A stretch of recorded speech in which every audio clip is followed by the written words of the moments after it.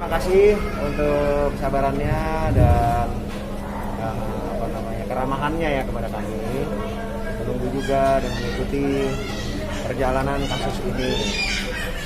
Tadi kita baru masuk ke dalam pokok perkara, yaitu pembacaan gugatan. Yang mana dilakukan pembacaan gugatan tersebut, setelahnya kita lakukan proses e-court ya. Jadi dari replik, duplik dan pembuktian masih nanti, tapi e-courtnya kami sudah jadwalkan ya, baik minggu depan dan 2 minggu lagi. Jadi sifatnya tertutup dan kita nggak perlu harus ke pengadilan lah, intinya seperti itu. Jadi udah itu aja. Dan dari kuasa hukum pihak tergugat pun juga menyetujuinya. Jadi kita akan langsungkan sidang berikutnya melalui e-court karena juga efektivitas dan efisiensi waktu juga jadi lebih baik lah. Kira-kira demikian. Kalaupun ada hal-hal terkait di luar hukum yang ingin dibicarakan Mbak Thalita, silakan langsung. Mbak Thalita tadi menghadirkan siapa mungkin di persidangan tadi ada yang datang? Jadi kan datang? Maksudnya ada yang datang? Ada yang datang? Ada saksi? Enggak, tadi belum ada saksi karena tadi kan belum. Seperti yang Tadi baru pembacaan gugatan aja Mbak. Jadi saksi pembuktian dari penggugat itu masih juga belum dijadwalkan kapan. Mungkin masih setelah e-court ya, ataupun setelah lebaran juga kayaknya. Bang, izin mohon maaf tadi ada dari pihak orang tua yang diduga selingkuhannya dari Denis katanya hadir, benar nggak sih? Nah itu silakan bicara ya sama. Yang pasti kalau untuk urusan itu ya kita nanti akan sampaikan itu semuanya di dalam pembuktian Mbak ya. Kita nggak mau spekulasi ya. atau bukan menjadi konsumsi publik untuk bagaimanapun, tapi adapun hal-hal dugaan dan lain sebagainya pasti akan kami sampaikan di muka sidang. Gitu ya, Tadi gugatannya apa sih Mbak? Sedikit gambarannya. Gugatannya sih simpel aja, cuma dia ingin bercerai dan juga hak asuh anak di Mbak Thalita. Cukup gitu aja. Kalau harta gono gini? Enggak lah. Apa yang mau diminta Mbak? Dia. Ya pokoknya saya pengen ini cepat selesai aja. Pengen juga lancar buat persidangannya sampai akhir. Saya nggak pengen lagi ada embel-embel macem-macem, dan nggak pengen juga ada yang take advantage dari kasus ini pihak-pihak lain gitu. Jadi saya pengen ini, saya di sini kan mencari keadilan ya. Saya di sini juga mencari hak hidup saya dan anak saya gitu. Jadi saya akan berjuang sampai terakhir. Apapun yang bisa saya perjuangkan untuk hak hidup saya yang sudah hilang bertahun-tahun gitu. Jadi itu sih. Kalau tadi pembacaan gugatannya banyak Mbak, ada 9 halaman. Jadi saya nggak mungkin gitu. Tapi poin-poinnya ya saya yakin teman-teman wartawan yang di sini juga sudah tahu lah isinya apa. Seperti wawancara kita yang sebelum ini juga itu semua ada di dalam gugatan saya gitu. Jadi petitanya cuma 2 aja. Kita minta bahwa untuk bercerai, setelah itu hak asuh anak ada di saya. Gitu. Jadi saya juga karena basicnya adalah memang saya bukan orang jahat dan saya bukan pendosa. Jadi saya nggak butuh hal-hal yang untuk bikin mempersulit ini gitu. Tapi ketika di dalam gugatan saya memang harus beritahu hal-hal yang memang menjadi masalah di rumah tangga saya. Apa itu ya kalian udah tahu semua lah. Itu semua ada di dalam gugatan saya. Kalau saya ngomongin di sini lagi panjang. Pak, ini kan bulan suci Ramadan harus menjalani proses persidangan seperti apa sih? Ya alhamdulillah lancar-lancar aja sih tadi gitu. Maksudnya buat saya sih gini ya, saya tuh lillahi ta'ala aja Mas. Saya tuh niat saya itu kan nggak macem-macem di sini gitu. Dan kuasa hukum kita juga semuanya juga tahu gitu. Maksudnya kuasa hukum saya gitu tahu gitu bahwa memang niatan saya di sini juga jelas. Jadi ya udah, saya nggak perlu bertele-tele juga di dalam persidangan. Saya juga nggak banyak kok gitu. Kita pengen cepet lancar tanpa ada satu hal yang mengganggu. Kalaupun nantinya ada satu hal yang mengganggu saya akan perjuangkan apapun itu karena saya pihak yang menjadi korban di dalam masalah ini. Gitu. Jadi saya adalah pihak yang dirugikan secara psikis, secara waktu, secara segala macam gitu. Jadi saya benar-benar di sini bukan lagi sebagai seorang istri aja gitu, tapi saya sebagai seorang manusia, sebagai seorang perempuan, saya di sini saya harus speak up atas ketidakadilan yang saya hadapi. Itu aja sih. Tapi kan di bulan suci ini mungkin ada nggak sih yang untuk kayak berdamai gitu di bulan Ramadan gitu? Kayak gini mas, maksudnya Lain ya itu. kalau kita bicara Konsepnya tentang nggak gitu sih. ya, jadi maksud saya jangan dicampur adukan tentang memang kita menjalankan Ya.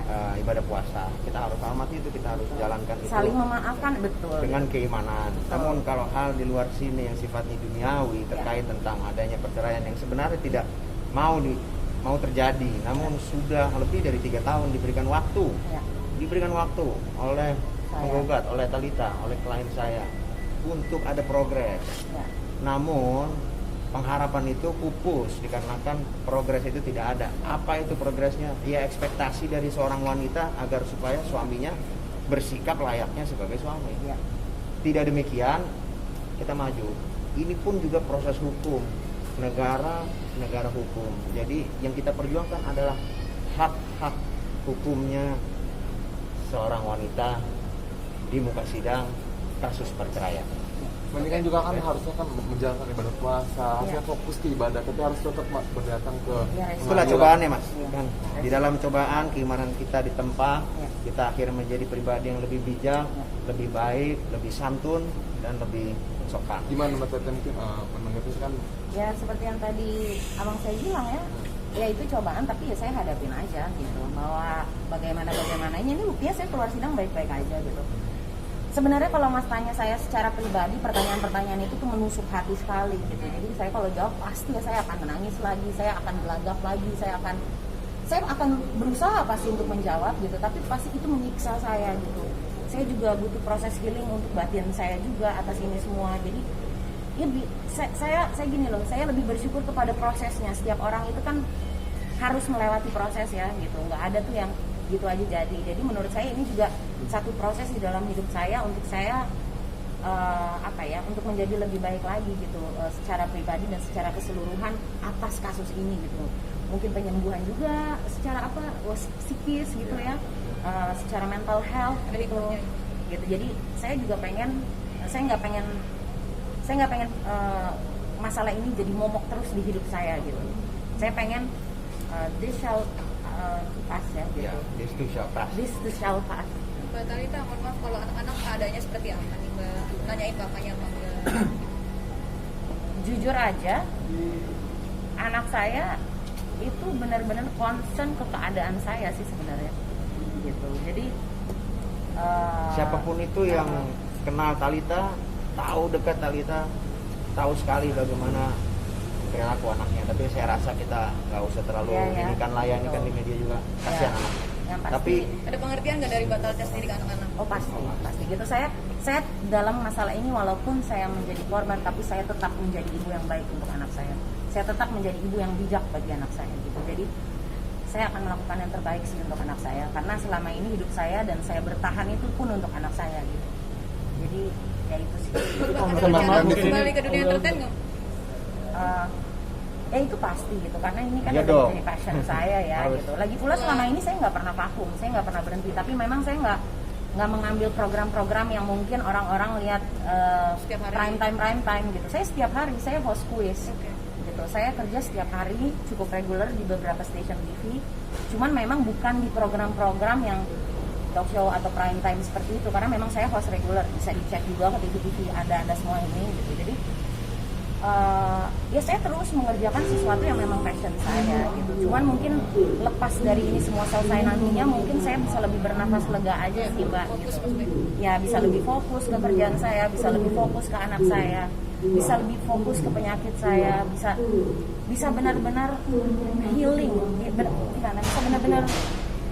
Selama ini saya tuh terlalu memikirkan orang lain, dan mungkin ini udah the right time untuk saya memikirkan kesehatan saya dan diri saya gitu sih. Mbak, ini Ramadan yang keberapa kali sih Mbak tanpa seorang suami? 2018, 2019, 2020, 2021. Gimana jalannya Ramadan? Udah biasa aja. Udah biasa aja, karena bukan baru. udah beberapa Ramadan. 4 kali. Tapi dari Indonesia ada berusaha untuk cari tahu keadaan anak-anak nggak sih, kabar lah Aduh, minimal.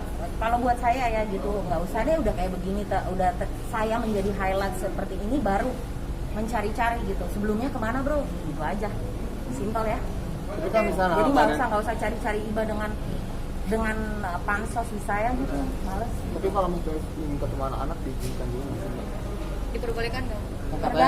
Semua tergantung dia.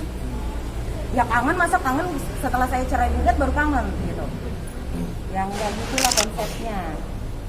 Gitu. Jadi semua tergantung dia aja sih. Kalau itu saya tahu nih pasti karena kalian lihat Insta story kan. Saya juga lihat, makanya saya tulis I'm not Rihanna. I don't love the way you lie. Oke, sudah berapa ya? Terima kasih ya. Terima kasih. Selamat